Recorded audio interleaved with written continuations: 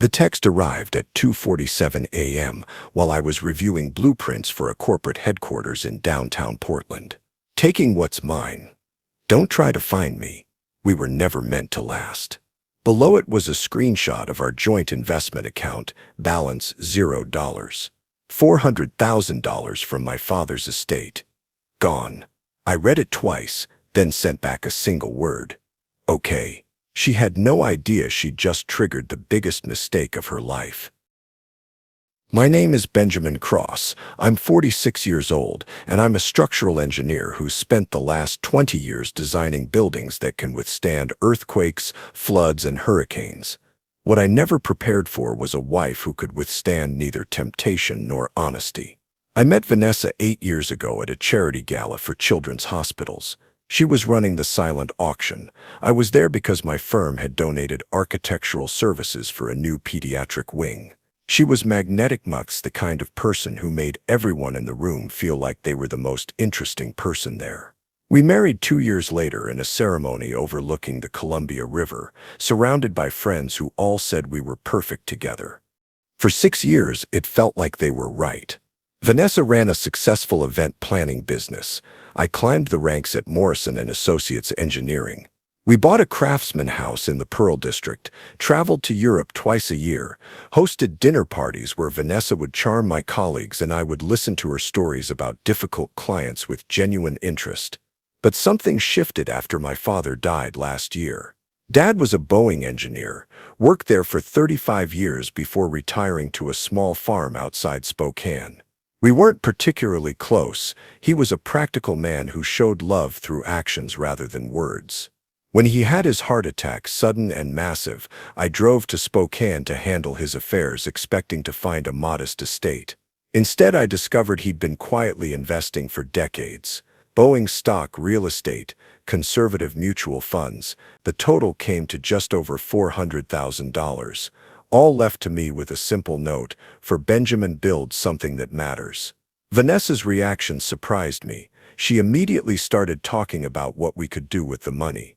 Expand her business, maybe buy a vacation home, definitely upgrade our lifestyle. I told her I needed time to think about what Dad would have wanted. That was the beginning of the end, though I didn't see it then. Over the next few months, Vanessa's questions about the inheritance became more frequent and more specific. Where exactly was the money invested? How easy would it be to access? Wouldn't it be better to have it in an account we could both manage? I should have seen the signs. The new gym membership that turned into daily 2-hour workouts, the sudden interest in wellness coaching and life optimization, the phone calls she'd take in another room, always business-related according to her. 3 months ago, our neighbor Mrs. Chen mentioned seeing Vanessa leaving the house early in the morning with a man she didn't recognize. He was helping her carry gym bags to a nice truck, she said casually, while we were both getting our mail. I thanked her and didn't think much of it. Vanessa had mentioned carpooling with other gym members. 2 months ago, I noticed changes in our banking app. Vanessa had added herself as the primary account holder on our joint investment account, the one where I'd deposited the inheritance. When I asked about it, she said she was trying to organize our finances better, make things more efficient for tax purposes. "You're always so busy with work," she said. "Let me handle the boring money stuff." I trusted her. After 8 years of marriage, why wouldn't I? 1 month ago, Vanessa announced she was going on a wellness retreat in Costa Rica. Self-discovery, she called it. I need to figure out what I really want from life. She was gone for 10 days. When she came back, she was different. Distant, distracted, constantly on her phone. She started talking about making big changes, about how life was too short to stay stuck in routines. 2 weeks ago, she asked me directly about liquidating the inheritance. "We should diversify," she said, over dinner at our favorite restaurant. "Having it all in one account is risky." "What if something happened to you?" "What do you mean?" I asked. "I mean, what if I couldn't access it? What if I was left with nothing?" It was an odd conversation, but I promised to think about it. That night, I called my financial advisor, James Morrison, who'd been handling my family's investments for years. "Ben," Someone's been calling about your father's account, he told me. Woman claiming to be your wife, asking about transfer procedures. I told her any changes would need to come from you directly. That's when I knew something was seriously wrong. I spent the next week quietly investigating. I didn't snoop through Vanessa's phone or confront her directly. Instead, I did what engineers do. I gathered data.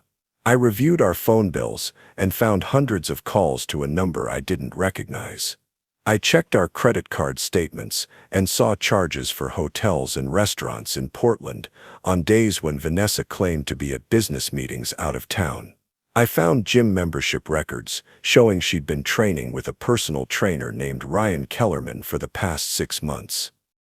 I hired a private investigator, not to catch her in the act, but to understand what I was dealing with. Within 3 days, Marcus Webb had answers. Your wife is involved with Ryan Kellerman. Marcus reported during our meeting at a coffee shop downtown. He's 28, former college athlete, currently working as a personal trainer and life coach. They've been seen together frequently over the past 4 months. Marcus showed me photos. Vanessa and Ryan at restaurants I'd never been to, holding hands at parks where she'd never suggested we walk, embracing outside an apartment building in southeast Portland. There's more, Marcus continued. Kellerman has been researching investment strategies, specifically how to transfer large sums out of the country. He's been posting on social media about new opportunities and financial freedom. I studied the photos for a long time. In them, Vanessa looked happier than she'd looked with me in months. Whatever this was, it wasn't just physical. She was emotionally invested in a future that didn't include me. What's your plan? Marcus asked. I need to protect the inheritance, I said. Then I need to decide what kind of person I want to be going forward. The next day, I called James Morrison and moved my father's inheritance into a trust account that required both my signature and a 48-hour waiting period for any transfers. I also changed the access credentials to all our joint accounts, not to lock Vanessa out, but to create an audit trail of any access attempts. That evening, Vanessa announced another retreat, this time to a special place in Mexico where she could really focus on her personal growth. How long? I asked. 2 weeks, maybe 3. However long it takes, she was lying. I could see it in the way she avoided eye contact, the way she kept checking her phone. That sounds important, I said. Take whatever time you need. She looked surprised by my support, maybe even a little guilty. The night before she left, Vanessa tried to initiate access to the investment account. The security system flagged it and sent me an alert. She attempted to transfer the entire $400,000 to an account I'd never seen before. When the transfer was denied due to the new security protocols, she tried calling James Morrison directly. He followed our agreed-upon protocol and told her that any account changes would need to come from me personally. Vanessa left for her retreat the next morning. I helped load her bags into her car, kissed her goodbye, and watched her drive away. Then I went back inside and prepared for what I knew was coming. 3 days later, the text arrived at 2:47 a.m. By then, I'd already moved the inheritance into an entirely separate institution and changed all the passwords on our accounts. I'd also consulted with a divorce attorney and had papers prepared. But I waited. I wanted to see exactly how far she'd go.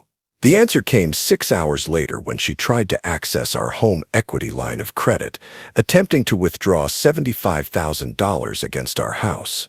The bank called me directly. A courtesy they extended because I'd been a customer for 15 years. Mr. Cross, we have an unusual request for a home equity withdrawal. The application came through online, but the IP address is showing a location in Mexico. Deny it, I said, and flagged the account for potential fraud. Sir, the application appears to be from your wife's credentials. My wife is supposed to be at a wellness retreat. If she's accessing our accounts from Mexico without my knowledge, that's fraud. That afternoon, I received an angry call from Vanessa. What did you do to our accounts? She demanded. I can't access anything. Where are you calling from? I asked calmly. That's not important. Why are our accounts locked? Our accounts aren't locked. You're just trying to access them from Mexico, which triggered fraud protection. Silence on the line. I need that money, Ben. We talked about this. We talked about diversifying investments. We never talked about you stealing our life savings and fleeing to Mexico. I'm not stealing anything. That money belongs to both of us. Actually, it doesn't. The inheritance was left specifically to me. I never added your name to those accounts. Another silence, longer this time. You're being unreasonable, she said finally. I'll be back next week and we'll sort this out. Take your time, I said. I'll be here, but I wouldn't be waiting passively. The next morning I filed for divorce, citing abandonment and attempted financial fraud. I also contacted the bank that had issued the credit cards Vanessa was using in Mexico and reported them as potentially stolen, since the cardholder was supposed to be at a wellness retreat in a completely different location. 2 days later, Marcus Webb called with an update. Your wife is in Puerto Vallarta with Kellerman. They're staying at a resort that costs $800 per night. Posted photos on Instagram showing them celebrating new beginnings. How are they paying for it? Credit cards mostly.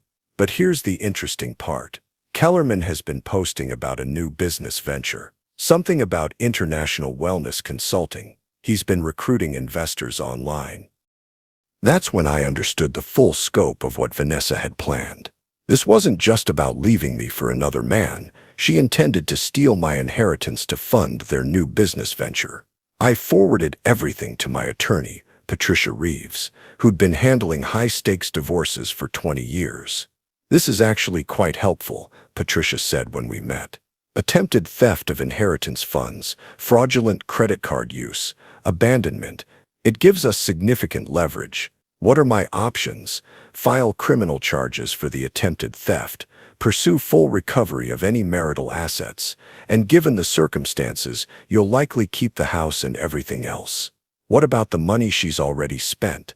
She'll be responsible for it. If she can't pay it back, we can pursue wage garnishment once she's employed again. A week later, Vanessa returned from Mexico alone. She called me from the airport, her voice different, tired, maybe desperate. Can we talk? Through attorneys, I said. Ben, please. I made mistakes, but we can work this out. Where's Ryan? A pause. That's over. What happened? It wasn't what I thought it was. I later learned from Marcus that Ryan had disappeared with Vanessa's credit cards and the $15,000 in cash she'd managed to withdraw before the accounts were frozen. He'd left her stranded at the resort with a bill she couldn't pay and a plane ticket she'd had to call her sister to help purchase. But by then it was too late for forgiveness. The divorce proceedings were swift and decisive. Vanessa had no defense for the attempted theft, no explanation for the secret relationship, no justification for the lies and deception. Patricia was thorough in documenting everything. The private investigator's photos, the bank records showing attempted fraud, the social media posts from Mexico, the credit card bills for a lifestyle Vanessa couldn't afford on her event planning income. The settlement awarded me the house, the inheritance which had never been at risk anyway, and most of our shared assets. Vanessa got her business, her car, and responsibility for the debt she'd accumulated during her retreat. 6 months after finding that text on my phone, I was sitting in my home office, the same room where I'd been reviewing blueprints when my marriage exploded. But everything was different now. The house felt peaceful instead of tense. My work felt purposeful instead of routine. I'd used a portion of my father's inheritance to establish a scholarship fund for engineering students who'd lost parents, something I knew he would have approved of. I'd also started dating Sarah Chen, a structural engineer at a competing firm I'd met at a professional conference. She was kind, direct, genuinely interested in the work we both loved. After 8 years with someone who'd ultimately seen me as a funding source for her fantasies, being with someone who appreciated me for who I actually was felt revolutionary. The doorbell rang one evening while Sarah and I were cooking dinner together.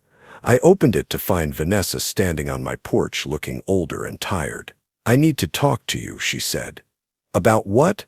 I want to apologize and to ask if there's any way we can work things out." I looked at her for a long moment. This woman I'd loved and trusted and built a life with, who'd ultimately been willing to steal from me to fund a fantasy. "Vanessa, what exactly do you think we'd be working out? I know I made mistakes, but 8 years should count for something." "It does count for something. It counts as 8 years I learned important lessons about trust, about recognizing who people really are, and about protecting what matters to me."